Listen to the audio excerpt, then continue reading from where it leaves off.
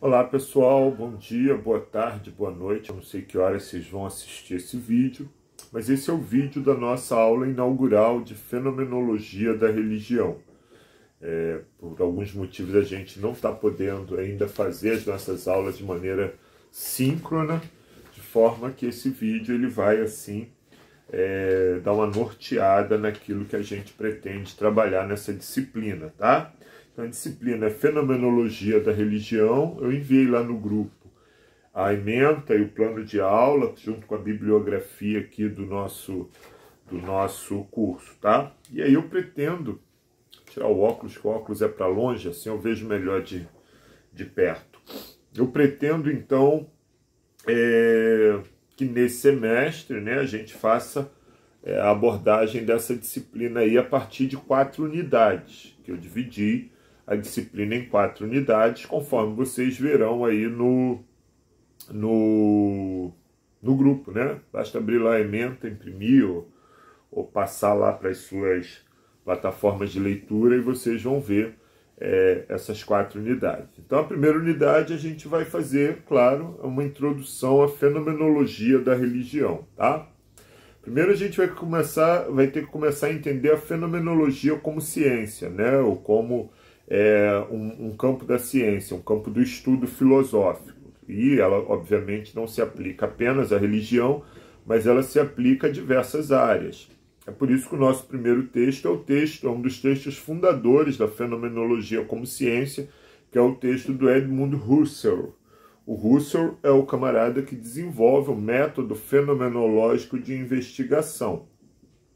E o que consiste esse método fenomenológico? É estudar diversas áreas da filosofia do conhecimento a partir dos seus fenômenos aparentes.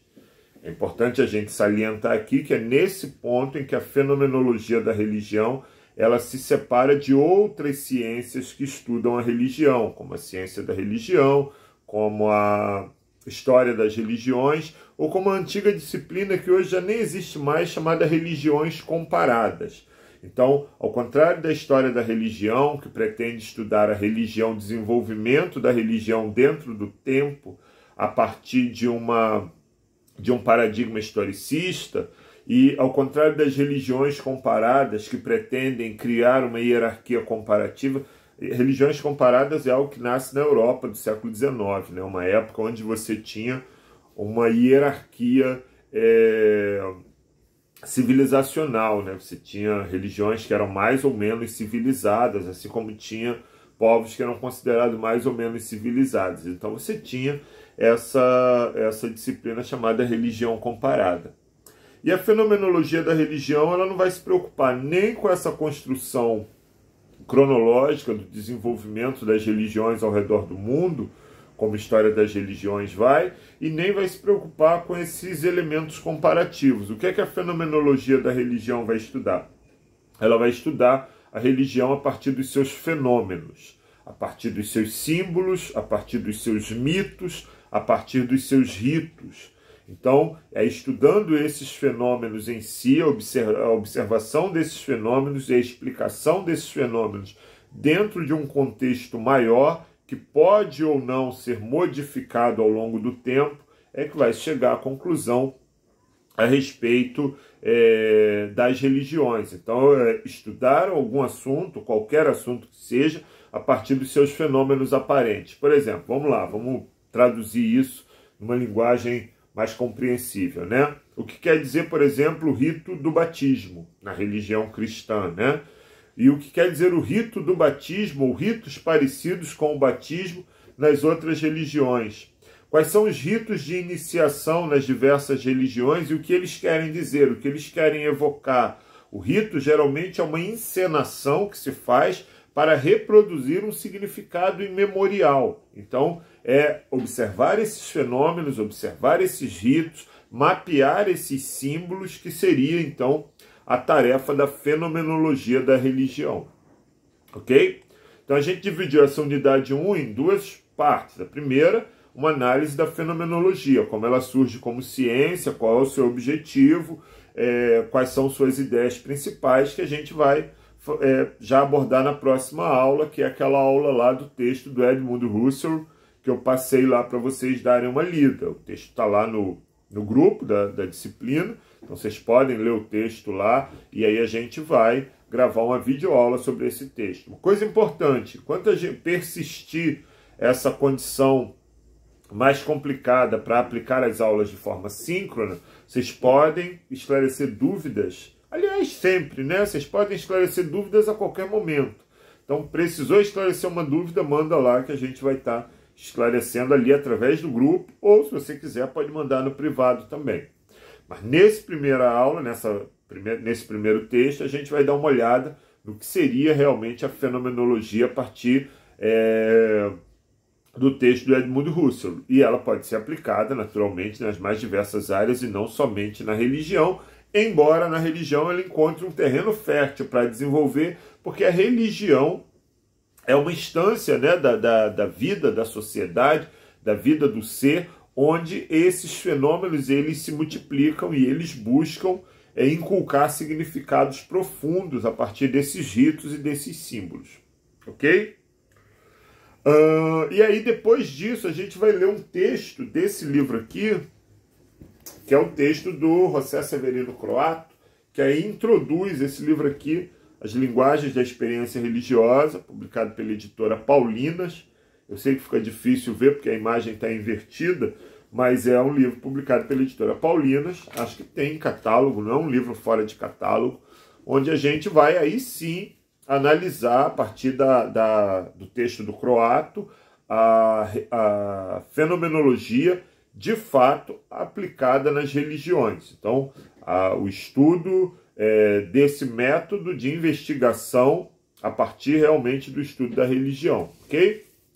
Outro texto que a gente vai usar também é um texto desse livro aqui, que é um livro que eu gosto muito também, que é o livro do padre, professor, doutor Marcos William Bernardo, publicado pela editora Nova Fronteira. Também vai trabalhar, o título do livro é Por que a religião está aí. Então vai trabalhar algumas ideias que são importantes para o nosso estudo fenomenológico da religião. Capítulo 3, por exemplo, que é um capítulo muito interessante. O título do capítulo é Fenomenologia do Constitutivo Formal do Conhecimento por Conaturalidade Afetiva.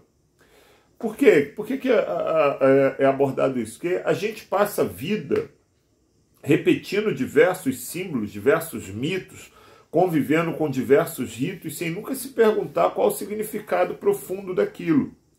A gente passa a vida alimentado pelos mais diversos mitos, nos quais a gente vai naturalizando ou conaturalizando a partir de uma experiência emocional, sem se perguntar qual o significado real daquilo. Vamos pensar no cristianismo, por exemplo, que é a religião que todos nós praticamos, né? As nossas ordens, as nossas liturgias de culto. Por que são dessa forma? Né? Por que são? O que tem no cântico? Por que o cântico é usado? É só no cristianismo? Nas religiões pentecostais, o êxtase, por exemplo, o fenômeno do êxtase, que se repete nas mais diversas religiões. Então é a gente pensar como esses fenômenos naturalizados, pensar neles racionalmente, investigar eles racionalmente. É por isso que a fenomenologia é um método filosófico, né? É o logos do fenômeno, ou seja, o termo fenômeno, né? E o termo logos, que forma a palavra fenomenologia, ou seja, nós vamos investigar o fenômeno a partir de uma matriz racional e não a partir de uma connaturalidade afetiva, como geralmente é a nossa relação com esse tipo de fenômeno, ok? Bom, e aí a gente encerra essa primeira unidade e aí a gente vai para a unidade 2, né, que é compreendendo aspectos fenomenológicos da religião. E aí a gente vai entender algumas coisas, né? Por exemplo, toda religião tem seus símbolos, seus mitos e seus ritos, né? O que é que são os mitos? São os mitos que dão sentido à narrativa religiosa, ok? Por exemplo, vamos pensar novamente no cristianismo. O cristianismo é uma religião que nasce no mundo judaico, que tem como mito fundante, veja, mito aí, gente, não é no aspecto de ser falso ou verdadeiro. Mito aí a gente está fazendo uma leitura do fenômeno em si. Então você tem como mito fundante a pregação de Jesus de Nazaré, sua crucificação e sua ressurreição. Então esses são os mitos fundantes do cristianismo. Mas o cristianismo não é uma religião que nasce em si, ela nasce tributária a uma outra religião que já existia. E que religião é essa? O judaísmo. E o judaísmo também tem seus mitos fundantes. Também tem sua cosmogonia, sua cosmovisão, sua cosmologia, tem os seus personagens que são representações da ação da divindade na Terra. Por exemplo, Moisés é chamado pela divindade para ir lá libertar o povo. Tem a sua temporalidade mítica. O que é a temporalidade mítica? Por exemplo, você vai abrir lá o Velho Testamento e começa assim: no princípio criou Deus os céus e a terra. E quando é no princípio? Não se sabe. No princípio é um tempo mítico.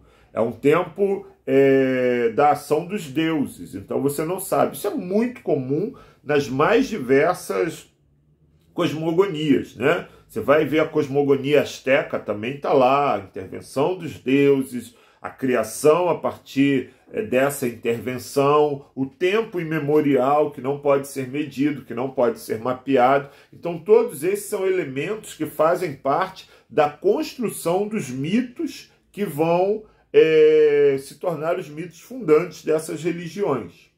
Ok? Então, é isso, né? São esses mitos. Eu fiz uma pausinha, estou meio perdido agora quando voltei, porque eu estou com assado no forno e fui lá dar uma olhada. Então, tem uma historinha que eu conto muito, que eu costumo contar, que eu acho muito interessante. Talvez você já até tenha ouvido, mas eu acho que ilustra muito essa coisa da gente não prestar atenção nos mitos fundantes e considerá-los como verdades absolutas. O camarada casa com a menina lá, e ele gostava muito de comer linguiça, mas ele tinha o costume de comer a linguiça frita inteira, né, na frigideira ali. E a esposa dele fazia sempre fatiada. E ele começa a questionar para ela por que ela só fazia fatiada, ele gostava da linguiça servida inteira. E ela diz: olha, porque essa é a forma certa de fazer, né, a linguiça. Minha mãe fazia assim, minha avó fazia assim, então eu desenvolvi. Essa é a maneira certa. Ela não parava para pensar por que eu só faço assim. Essa para ela era a única maneira possível. Ele fica curioso, vai perguntar para a mãe dela, e a mãe dela fala: olha, essa é a maneira correta de fazer. Eu ensinei para minha filha aquilo que era certo. A linguiça se faz fatiada, não se faz inteira. Você está errado. Essa sua maneira de fazer linguiça é completamente equivocada. Eu aprendi assim com a minha mãe e ensinei assim para minha filha. Ele, não satisfeito, vai perguntar para a avó da esposa, né? E aí chega lá para a avó da esposa e fala: olha, sua filha, sua neta só faz linguiça fatiada. Eu gosto de comer a linguiça inteira, frita inteira. E eu fui perguntar para ela disse que ela aprendeu assim com a mãe. E fui perguntar para a mãe disse que esse era o jeito certo de fazer, porque ela aprendeu assim com a senhora. E aí a avó da menina responde o seguinte para ele: olha, por que a minha neta faz desse jeito eu não sei, por que a minha filha fazia desse jeito eu não sei, mas eu só fazia fatiada porque a minha frigideira era muito pequena. Então não cabia a linguiça inteira. Então o que é que se conclui daí? É que há motivações, há explicações por trás dos fenômenos que a gente naturalizou. A gente naturaliza alguns fenômenos e não se preocupa de explicá-los, ou de investigá-los, ou de compreendê-los. E não só naturalizamos, como absolutizamos eles. Então eles se tornam... E isso, gente, é interessante. Aí eu gosto da disciplina fenomenologia, porque ela nos ajuda a entender, nos ajuda a ter tolerância com os fenômenos dos outros. Ora, se os meus fenômenos, se os fenômenos da minha religião não são absolutizados, então eu passo a ter tolerância com o fenômeno da religião dos outros. Perdão. Então, por isso que essa disciplina se torna importante. Ela nos ajuda a entender esses símbolos e mitos e nos ajuda a entender que eles existem nas mais diversas religiões.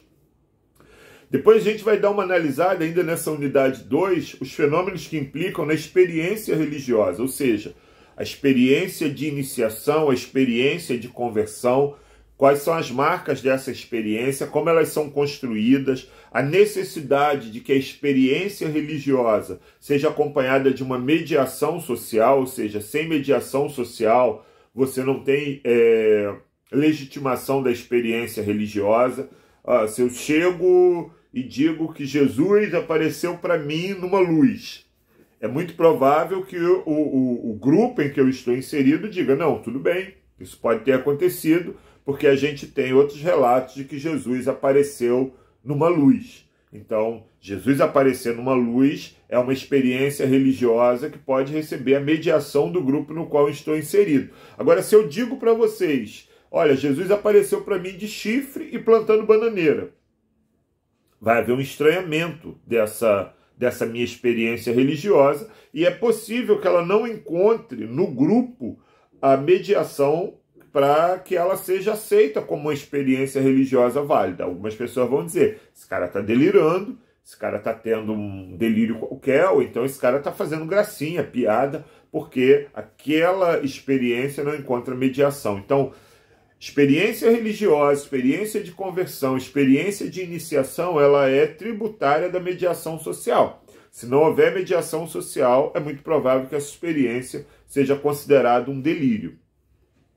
Depois a gente vai dar uma analisada ainda na unidade 2 nos ritos como reprodução do sentido da fé, né? A gente não se pergunta por que a gente faz a ceia. A ceia visa encenar e reproduzir uma determinada experiência que funciona como mito fundante da nossa forma de crer, da nossa forma de fé. O batismo, a mesma coisa, a liturgia, os cultos, tudo isso vai estar repleto de encenações que dizem respeito à maneira como nós articulamos a nossa fé.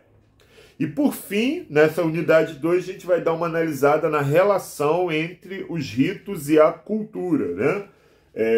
Essa relação antropológica. 2 livros vão ser importantes nessa análise, né? Que um deles é esse aqui, o livro do Julian Rier, publicado pela editora Vozes, chamado Sagrado na História Religiosa da Humanidade. Então, um livro que está na nossa bibliografia, tá? E ele pode ser adquirido também, é um livro que ainda está em catálogo, então ele pode ser adquirido. Caso vocês queiram, não ganho nada naturalmente com isso, eu só estou mostrando o livro, porque se vocês quiserem adquirir, ir montando uma bibliotecazinha, eu acho isso bastante aceitável. O outro livro é esse aqui, o Livro das Religiões, tá? Publicado pela Companhia das Letras. Os autores é o Victor Ehlers, Henry Noteker e o John Steingartner, tá? O Livro das Religiões, que também vai fazer uma análise dos ritos das religiões, da experiência religiosa, das experiências de iniciação. Então é um livro também bastante interessante nesse sentido, ok? E aí a gente entra na unidade 3, né? E o que é a unidade 3? O título é A Fenomenologia da Religião na Antropologia Religiosa, né? Aí o que a gente vai abordar? Primeiro, a mediação cultural dessa experiência religiosa, né? Como é que a gente trabalha esta mediação cultural? Um outro livro também vai nos ajudar a entender isso daí. É um livro de uma outra disciplina. Deixa eu pegar aqui.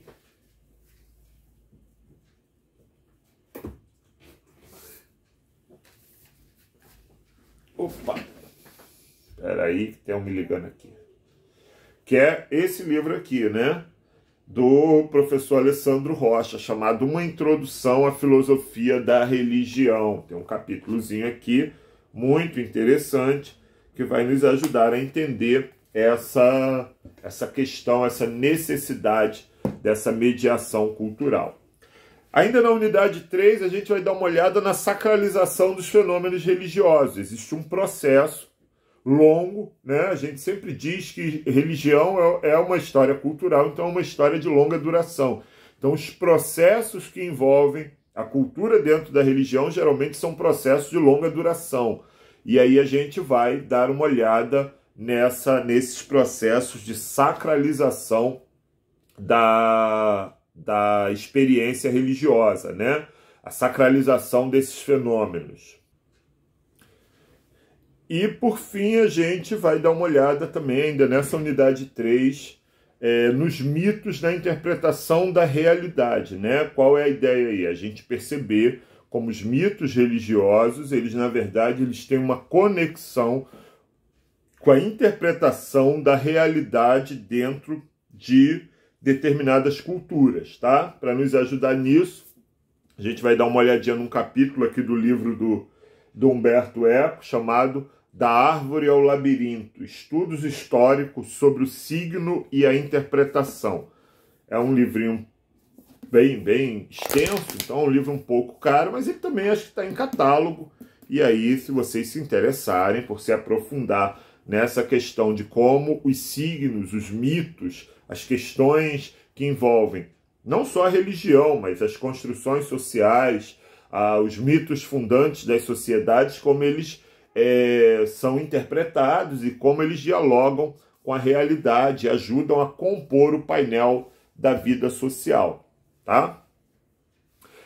Nessa mesma instância, a gente vai dar uma lida também num capítulozinho aqui do livro do Jan Assmann, História e Mito em El Mundo Antigo, Los Orígenes de la Cultura em Egipto, Israel e Grécia. Tá? Esse livro eu não tenho ele em português, eu só tenho ele em espanhol, publicado pela editora Gredos, uma editora de Madrid, mas é um livro não é muito difícil de ler. Então acho que a gente pode dar uma olhada num capítulozinho, quem conseguir ler, beleza, quem não conseguir vai ter o auxílio da aula para a gente desenvolver, ok? E aí a gente entra finalmente na unidade 4, né? Configuração da experiência religiosa enquanto literatura e doutrina. E aí a gente, nesse capítulo 4, nessa unidade 4, a gente vai começar a pensar como essa configuração da experiência religiosa ela é assumida e organizada dentro de um discurso literário. Então, a primeira coisa, a gente vai analisar dois âmbitos do fenômeno religioso. Os fenômenos religiosos dentro das religiões reveladas e os fenômenos religiosos dentro das religiões sem revelação. E o que é religião revelada e religião sem revelação? Religião revelada é aquela que tem geralmente um livro fundante, né? Por exemplo, o Alcorão no Islã, que aliás eu tenho aqui também. Aqui o Alcorão, né? Que é com a tradução do Mansur Shalita, no Islã, isso aqui é uma revelação que dá sentido a tudo que é feito no Islã, né? Assim como a Bíblia dá sentido a tudo que é feito, pelo menos deveria, né? A gente sabe que tem uns probleminhas aí no meio do caminho, mas que dá sentido a tudo que é feito na religião islâmica. Então a gente vai analisar como é o comportamento de uma religião, como são as construções, e mais do que as construções, as reproduções ao longo da história do mito nessas religiões reveladas, nessas religiões sem revelação. Por exemplo, um exemplo de religião sem revelação é o candomblé. Candomblé você não tem um livro sagrado. Então, como é que essas religiões administram e reproduzem seus fenômenos?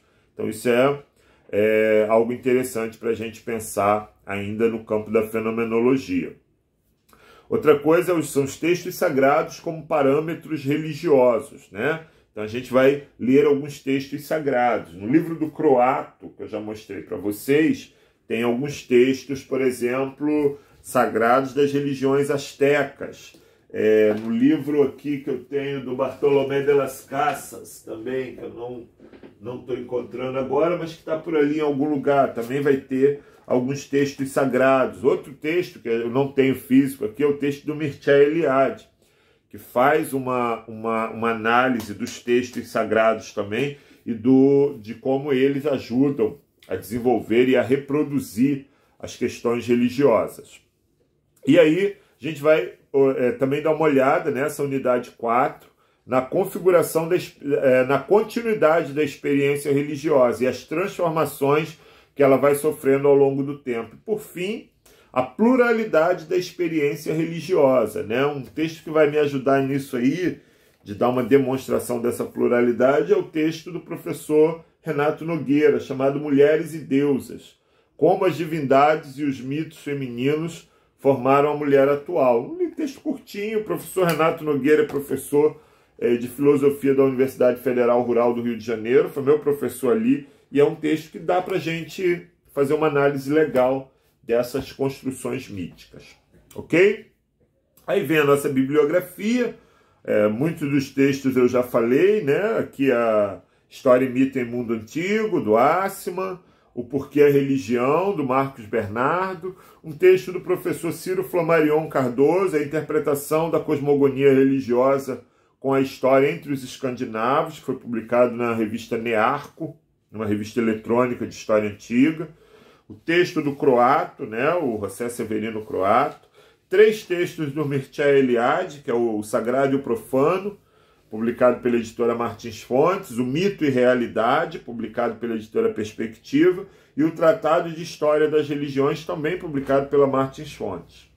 O texto do Gardner, que eu já mostrei aqui, O Livro das Religiões, que é publicado pela Companhia das Letras. O texto também aqui do René Girard, também interessante, sobre o mito, a construção do mito de redenção no cristianismo, que é esse livro aqui, O Bode Expiatório, como esse mito, né, como esse fenômeno aí da expiação de pecados vai sendo tratado nas diversas religiões, tá? Editora Paulus, também é disponível aí para comprar. Esse ali eu comprei na CPAD, inclusive, por incrível que pareça.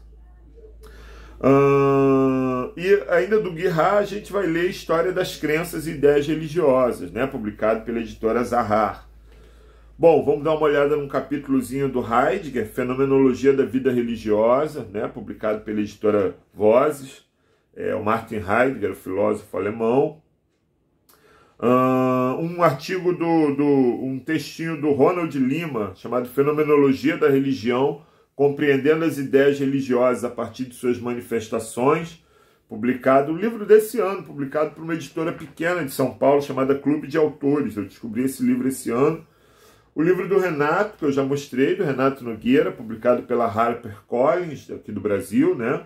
E o livro do Julian Riet, que é O Sagrado na História Religiosa da Humanidade, publicado pela editora Vozes. Então, com essas leituras, a gente pretende desenvolver esse sistema de compreensão dos fenômenos do religioso, do sagrado, de como isso dialoga com a cultura, mas principalmente, gente, vamos pensar que o objetivo dessa disciplina é entender que os nossos fenômenos não são absolutos, não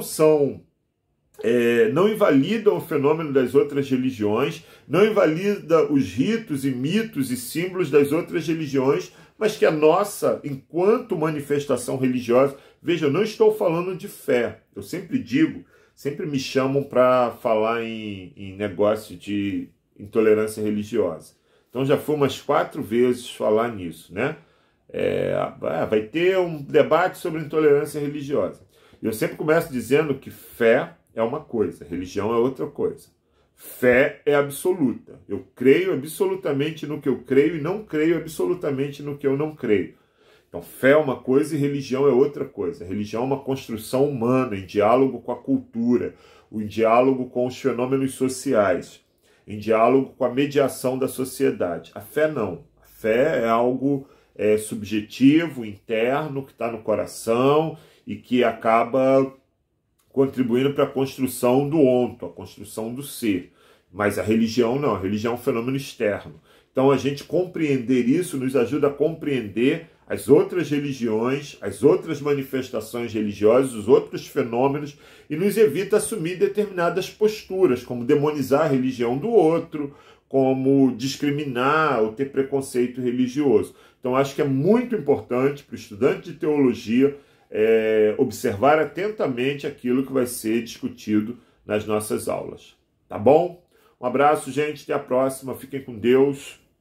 Ou com os deuses. Só provocação, gente. Fiquem com Deus. Tchau, tchau.